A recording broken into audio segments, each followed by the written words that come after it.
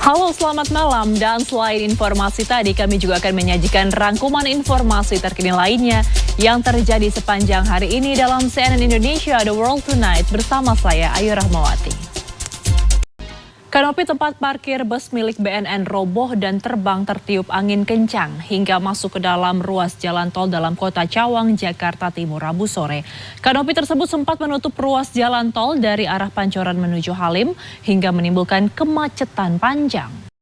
Kebakaran melanda pasar Desa Rawajaya, Kota Tobelo, Maluku Utara, Rabu dini hari. Lapak, toko, dan sejumlah rumah warga ludes dilalap si jago merah. Sementara di Jawa Timur, kebakaran hebat menghanguskan 2 gudang pabrik sandal di Jalan Tanjung Sari, Surabaya.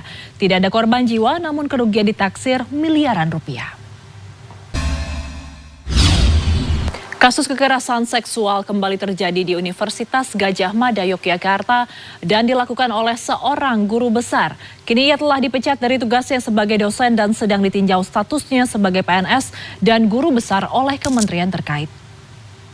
Seorang calon dokter spesialis anestesi ditetapkan sebagai tersangka kasus kekerasan seksual terhadap anak pasien di Rumah Sakit Hasan Sadikin, Bandung.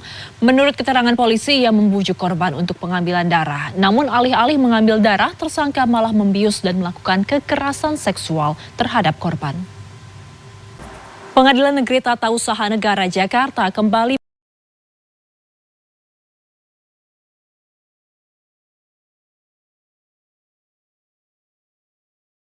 Presiden Amerika Serikat Donald Trump akan mengenakan tarif yang sangat tinggi sebesar 104% untuk semua produk impor asal Tiongkok mulai hari ini.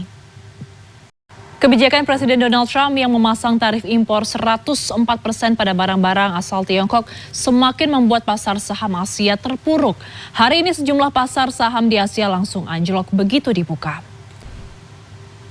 Dampak kebijakan Presiden Amerika Trump yang menaikkan pajak ekspor dari Indonesia ke Amerika sebesar 32% mulai dirasakan pengusaha dan eksportir furniture Jepara, Jawa Tengah. Ratusan furniture di dalam kontainer yang sudah dalam perjalanan menuju Amerika dipending oleh pihak buyer hingga batas waktu yang belum ditentukan. Pelemahan nilai tukar rupiah yang mendekati angka Rp17.000 per dolar Amerika Serikat dimanfaatkan sejumlah warga untuk menjual dolar yang mereka miliki. Sementara itu terjadi peningkatan pembelian logam mulia emas di sejumlah tempat. Peningkatan ini dipicu dampak ekonomi global. Presiden Konfederasi Serikat Pekerja Indonesia atau KSPI Said Iqbal mengatakan tarif resiprokal 32% yang diterapkan Amerika Serikat terhadap Indonesia tak hanya akan berdampak bagi pengusaha, namun juga para buruh. Sebuah video baru mengungkap keraguan besar atas klaim militer Israel yang menyatakan mereka mendapatkan ancaman hingga membunuh belasan pekerja medis darurat di Gaza pada bulan lalu. Sampai saat ini militer Israel belum memberikan bukti konkret adanya sejumlah anggota Hamas di dalam ambulans yang mereka serang. Selengkapnya dalam laporan jurnalis CNN Jeremy Diamond berikut ini. Dalam pertemuannya dengan Perdana Menteri Israel Benjamin Netanyahu di Gedung Putih pada Senin waktu setempat, Presiden Amerika Serikat Donald Trump membahas wacana pemindahan warga Gaza ke negara lain dan eksploitasi wilayah Palestina itu sebagai real estate. Untuk mewujudkan hal itu, Trump bahkan berencana menempatkan militer Amerika Serikat ke Gaza. Sebuah bencana tragis mengguncang ibu kota Republik Dominika ketika atap sebuah klub malam ikonik runtuh pada Selasa. Sedikitnya 79 orang dilaporkan tewas, termasuk Gubernur Provinsi Monte Cristi Nelsi Cruz. Gunung berapi Kanlaon, Filipina meletus pada Selasa dan menimbulkan gumpalan abu tebal sejauh 4 km. Sementara di Arkansas, Amerika Serikat, badai yang melanda selama sepekan terakhir mengakibatkan banjir ekstrim yang melumpuhkan. Momen Hari Raya Idul Fitri membawa kehangatan bagi masyarakat, tidak terkecuali para tokoh politik tanah air. Setelah hubungannya sempat disebut panas, terutama karena larangan kader PDIP ikut retret kepala daerah, Presiden Prabowo Subianto akhirnya bertemu dengan Ketua Umum PDI Perjuangan, Megawati Soekarno Putri. Lalu apa tanggapan Presiden ke-7 Joko Widodo soal pertemuan Prabowo Mega? Kita simak informasinya. Gubernur Jawa Barat Deddy Mulyadi memanggil Bupati dan Wali Kota se-Jawa Barat di rumah pribadinya di Subang, Jawa Barat.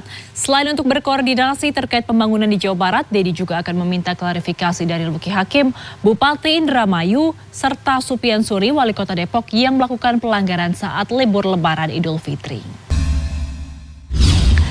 Ya, dalam waktu dekat pemerintah Provinsi Jakarta akan segera memperpanjang waktu operasional sejumlah taman di Jakarta. Beberapa ruang terbuka hijau nantinya akan dibuka hingga pukul jam 10 malam atau 24 jam guna menunjang aktivitas masyarakat.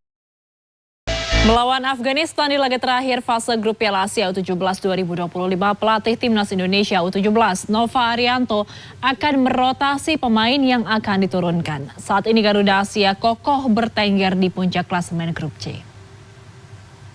PT Liga Indonesia Baru atau LIB bersama PSSI akan terus berusaha membenahi dan meningkatkan kualitas kompetisi sepak bola kelompok umur Elite Pro Academy. Meski masih banyak kekurangan dalam pelaksanaannya, kompetisi Elite Pro Academy mampu melahirkan pemain-pemain yang saat ini memperkuat skuad Timnas U17 yang baru saja memastikan diri lolos ke Piala Dunia U17.